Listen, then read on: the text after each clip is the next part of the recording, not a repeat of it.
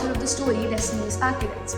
I think the title speaks for itself. We are all the makers of our own path, our own future, and yet we have little idea of what is to come before us. This strange, odd little paradox of destiny revolves around us, the architects of our own destiny. The story revolves around two people, so intricately connected to each other, yet still unfamiliar with what is about to come before them.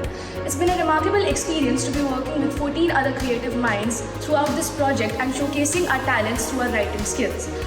I am grateful to be a part of this upcoming anthology Kaleidoscope, and I hope that my story will open up questions about this little paradox of destiny in the minds of the readers.